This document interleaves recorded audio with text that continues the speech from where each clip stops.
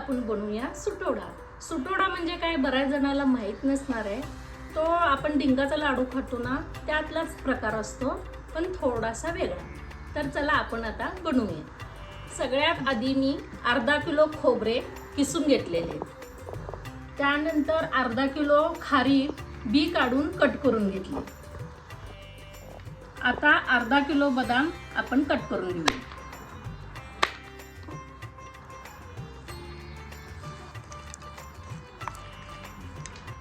आता अर्धा किलो काजू कट करून घेऊया।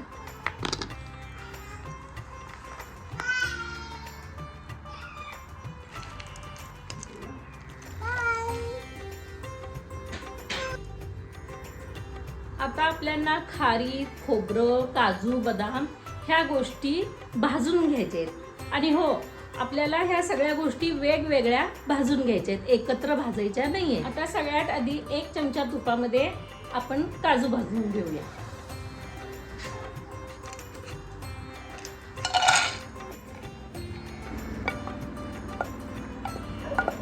काजू भाजून झाले, आता परत पॅन मध्ये 2 चमचे तूप घालूया आणि बदाम भाजून घेऊया।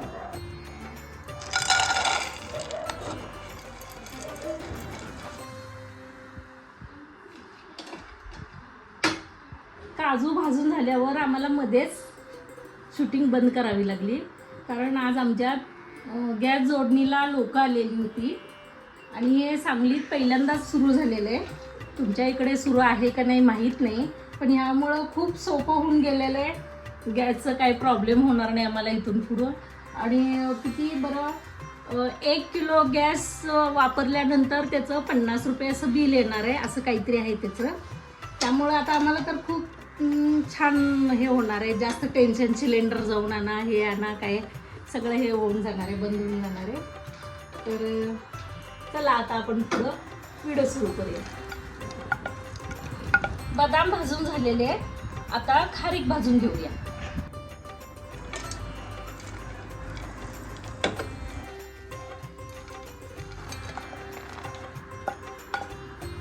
खारीक भाजून झाले आणि आता आपण खोबरं भाजून घेऊया।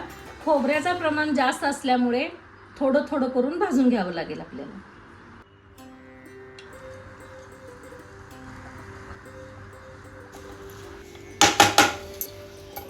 खोबरं भाजून झाले, आता थोडीशी खसखस भाजून घेऊया।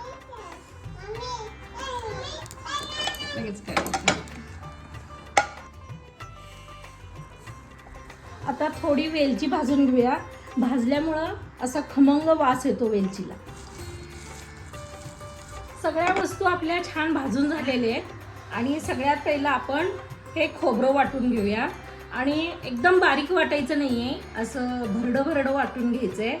जर तुम्हाला बारीक पाहिजे असेल तर बारीक करू शकता, पण जरासं भरडं भरडं दाताखाली चावलं गेलं ना ते खूप छान लागत असतं।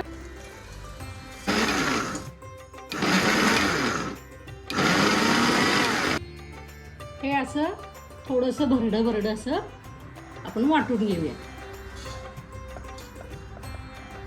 आता बदाम वाटून घेऊया।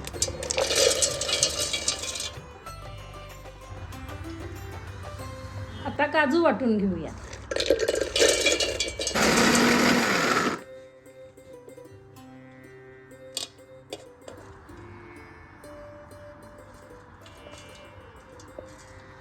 आता खारीक वाटून घेऊया आपण।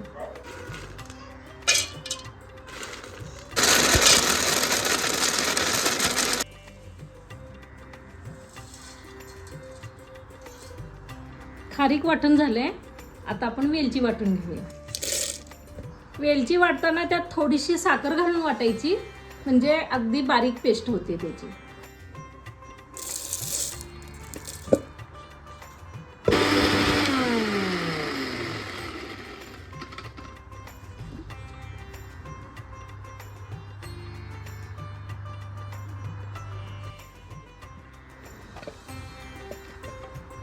वेलची वाटून झाली आहे, आता आपण खसखस टाकून घेऊया।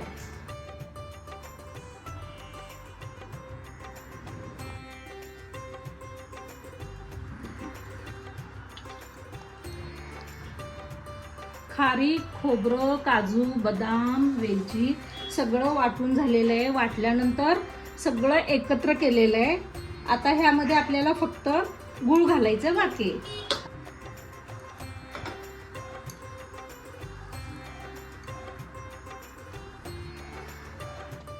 आपला सुटोडा तयार झालेला आहे आणि अगदी मस्त झालेलं आहे. आणि ह्याचं एक वैशिष्ट्य म्हणजे हे जेव्हा बायका डिलेवरी झालेली असते बाईची, त्या बाळंतीणला हे देत असतात. त्यामध्ये डिंकही तळून घातलेलं असतं. मी डिंक घातलेलं नाही कारण माझ्या मुलांना आवडत नाही म्हणून मी घातलेलं नाही आहे.